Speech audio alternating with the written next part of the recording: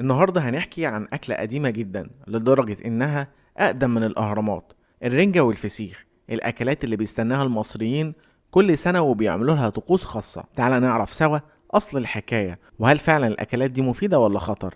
يلا بينا. الفسيخ أكلة فرعونية قديمة جدا. كان المصريين القدماء بيحفظوا السمك بالملح علشان يفضل لفترة طويلة، وكانوا بيسيبوا السمك في الشمس والملح وبيستخدموه في الأعياد، خصوصا شم النسيم واللي كان اسمه زمان عيد شمو. والرنجة ظهرت بعد كده كبديل أخف شوية من الفسيخ، وهي في الأساس سمك مدخن مش مملح بنفس الدرجة بتاعت الفسيخ. طب ايه الفرق بين الرنجة والفسيخ؟ الرنجة بتعتبر سمك رنجة مدخن، بيبقى طعمه مدخن ولطيف وبيبقى أقل خطورة، لكنه برضه محتاج تخزين سليم. أما الفسيخ فهو سمك بوري مملح جدا ومخمر، الطعم بيبقى قوي وممكن يكون لاذع، وطريقة تصنيعه خطيرة لو اتعملت غلط. ولو اتكلمنا عن أضرارهم وفوائدهم، فالفوائد: الأسماك